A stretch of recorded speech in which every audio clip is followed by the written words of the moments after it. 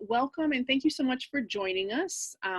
This is the second of our little spotlights that are kind of where we're wanting to discuss how we designed the online course Equity 101, which is a 7-week course that 3CSN offers. And we are really thrilled with it because we feel that it's increasing collaboration and communication across so many California college educators. Everybody is welcome to take the course, faculty, staff, administrators, and it's rare that we have that kind of a mix when we're able to be in professional learning together. And we think that there's a lot of strengths to designing professional learning in this way. And so we had a session last week, or 2 weeks ago rather, that was focused on building community. And we wanted to talk a little bit today about building knowledge in this context. And so Lauren, if you go to the next slide. Before we really get started, we wanted to invite you to review the norms and expectations that we have set up in presentations past. And you can find these on a Google Doc, which I just put in the chat. So I want to give you a moment to just read over. These are community agreements that folks have contributed over time as we've worked on this series, highlighting the equity work of practitioners. And so we may not need to add anything to them. We may. Take a minute to read, and then I want to ask you to just use the chat to talk back to, question, or amplify any of these that's really speaking to you or that you have a question about. So in addition to inviting you to consider what you want the community agreements to be in this space, and again, Lauren and I will talk for a brief time and sort of present some framing ideas, but really this is a space for you to think about your own work and to be in communication and with colleagues from around the state. So we wanted to give you some time to think. We're going to talk about some course design principles that we've been working with for a long time and thinking really hard about. And we want you to be thinking, all right, what's the course that you're working on right now? What's the dream of it? And what do community and relationships look like in that course? And what does knowledge building look like in that course? So let me just give you a minute to think and pull that course into the back of your mind to have in mind as we present. Okay, look for a place to pause in your reflection. So if you were able to think about a dream course, what you wish it could be like, the course that you are designing and teaching, just hold that in the back of your mind. And we're going to go ahead and talk about knowledge building and Equity 101, some of our design principles. So before moving forward, we thought we would just take a quick look back to our part 1 session that we did. And in our shared document, you'll see the list of our full design principles. And so we talked about 4 principles last time. So the first principle that we designed around was relationship building through community of practice model. And in communities of practice, we think about how do we create spaces for dialogue, and also how do we invite different levels of participation. So really thinking about when we create this class, how do we allow folks to have some agency about what they decide to do? And then also for design backward, we thought about who is participating, what are some of their needs, what do we hope that they're able to know and be able to do at the end of the course, and then we designed back from that. And then we also set this paradigm of instructor as learner and co-wayfinder. And so instructor as learner, we pulled from Paulo Freire. And Paulo Freire talks about, instead of teacher of the students and students of the teacher, how do we create spaces where it's a teacher student and students teacher? And so how do we design with this idea in mind that we're going to be learning alongside participants? And then in terms of wayfinding, with wayfinding, we're using this as our paradigm for equity. And so we think about how ancient wayfinders, current wayfinders draw on nature, They draw on the collective capacity of those with them on the boat to find their way to equity, right? How do we engage, and how does it be this full-bodied activity? And so how do we design a course in which we're wayfinding together? And then the final piece is setting some intentional community. And so we know that community and culture is dynamic. It's a living system. It's something that we don't just inherit, we actually shape it together. And because we can shape culture and shape community, then we can be really intentional about how we're going to engage. So part of it is doing things like setting norms. It's being really transparent about how we're going to do our work together. And so these were the things we talked about last time. And now moving forward, we'll start with Praxis. So Praxis, again, comes from Paulo Freire. It's reflection and action upon the world in order to transform it. So one of the things we're really working on in this course is that oftentimes, and there's been a lot of criticism of it, particularly right now, is we just focus on knowledge building, right? We read, we do all of these things to kind of build our knowledge, but then what? Or we go immediately to action. Here are things that other folks are doing, let's just do it here. And so what we wanted to do is, how do we create these cycles of critical reflection, knowledge building, and critical action, where all of these things are informing each other, so we're weaving all of them together. So part of what we're doing in our classes, every module, we start with a reflection, right? And part of what we're really trying to work towards too is that equity is something where we can't just give you a list and say, do these things. That part of what needs to happen for us to build these equitable learning environments is that we also need to go engage in this ongoing reflection. What's happening in my practice? And whether my practice be in the classroom or any aspect of the college, what are my goals here? What is the work that I'm attempting to do? And really reflecting and building, right, the knowledge, the critical action and critical reflection, all of these things together.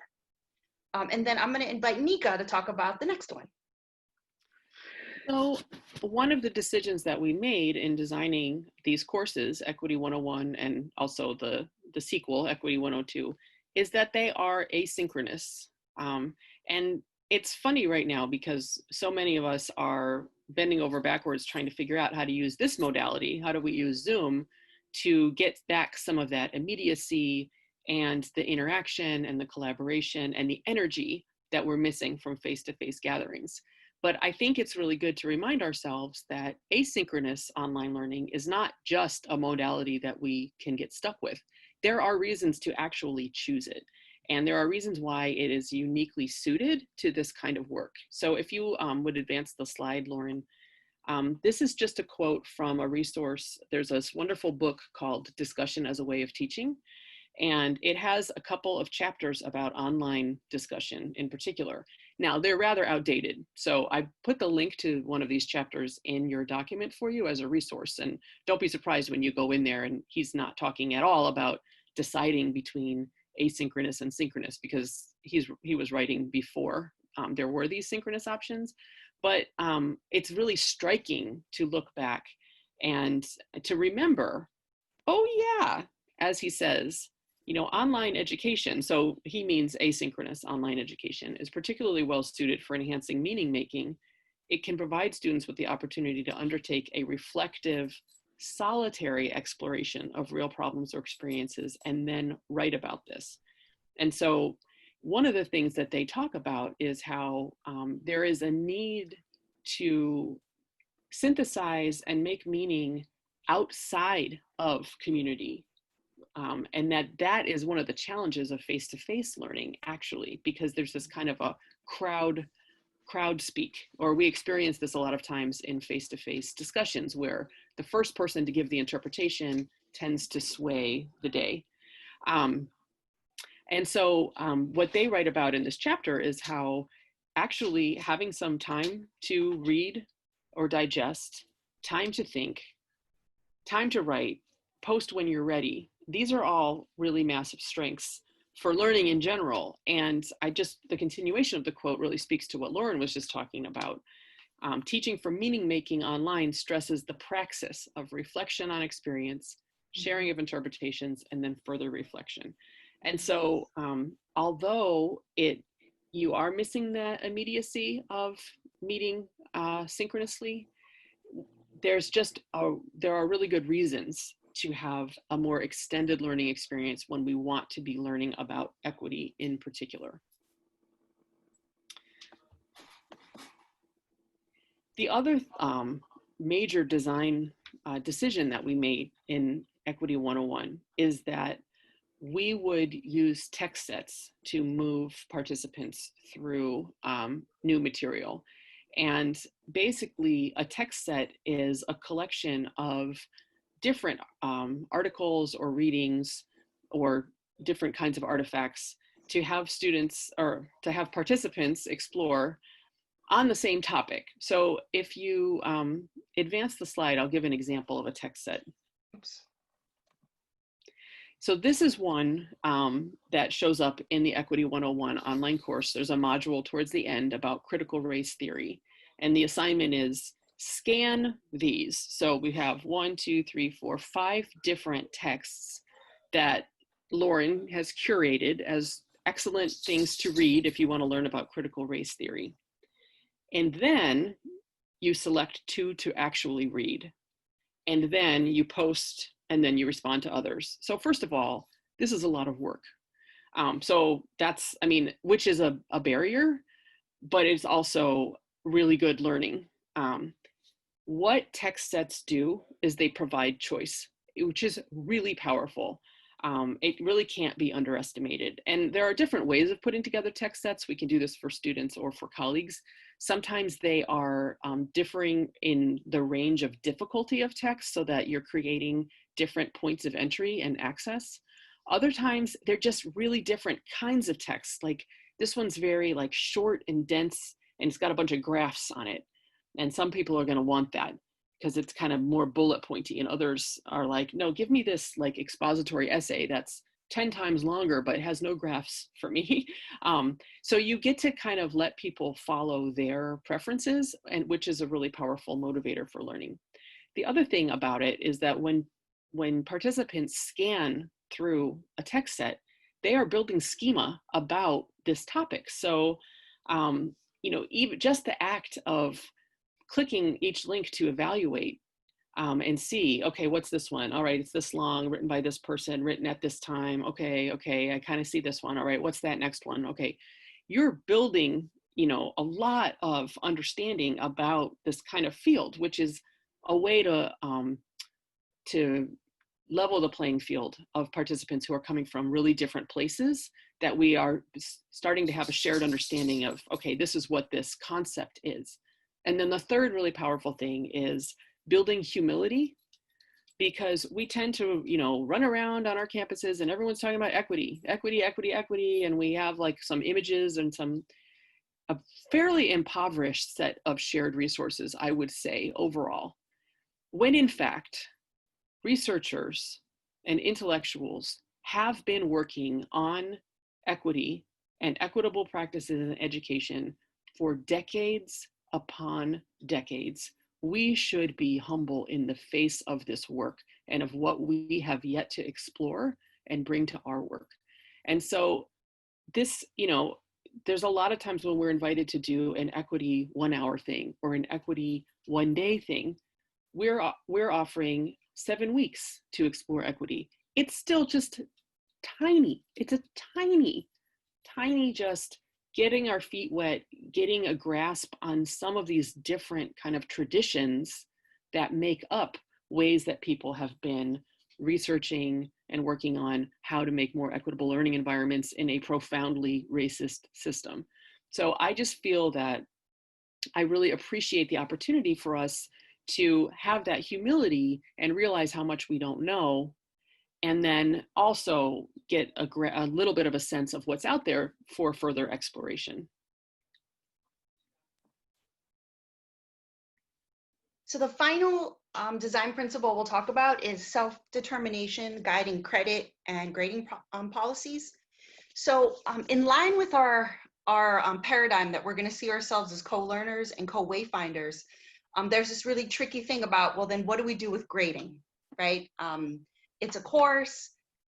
Some folks elect to take the course for units through CSU Dominguez Hills.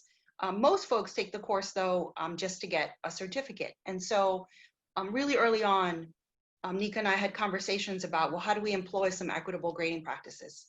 Also true to the sort of ideas of lifelong learning, how do we also allow folks to make some decisions in terms of what they want to learn, the path that they want to follow, as opposed to just doing what Nika and I think they should do.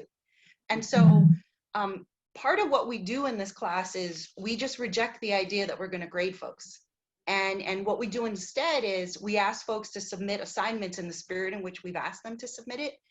Everything is either complete or incomplete. Incomplete meaning they just chose to not do it.